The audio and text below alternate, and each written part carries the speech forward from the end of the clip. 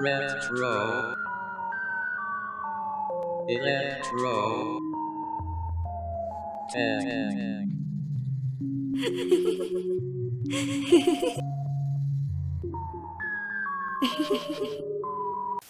Greetings once again, ladies and gents. This is Retro Ernest of Retro Electrotech, and on the stand today is this Roland JV-80 synthesizer, of which I'm attempting to repair on a rush basis, since it's a gigging unit used in a daisy-chained configuration with other gear.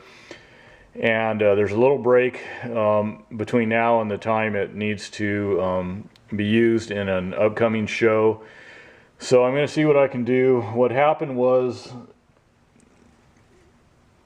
there was some pressure put on the display, which the display mounts in here, and it busted the board into several little pieces, damaged the traces and so forth.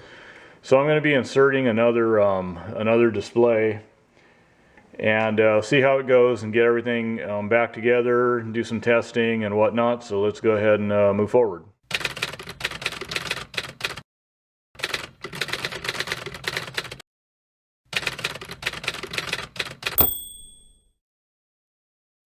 Okay, and I'm back and the new display is installed. This video wasn't about showing the process of installing the new display. It's fairly straightforward, and this video is more about getting this synth back on the road and ready to go for the musician who needed this done urgently. Sometimes I will do that.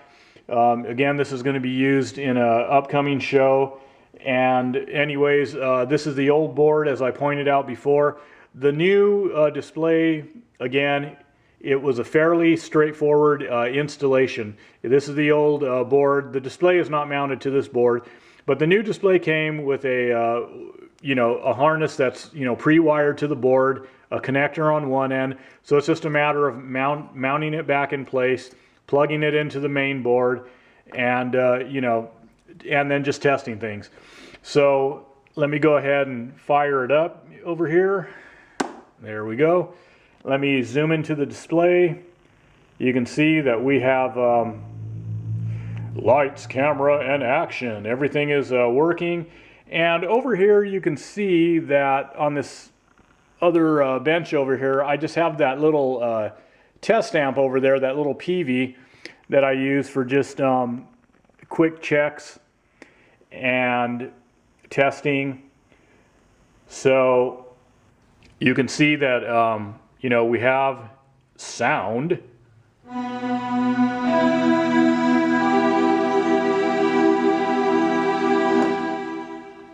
So we're all good. Everything's working like it should. I suspected, that was the primary problem, is that, we had that display that was pushed in. It obviously cracked the the circuit board and damaged traces and all that.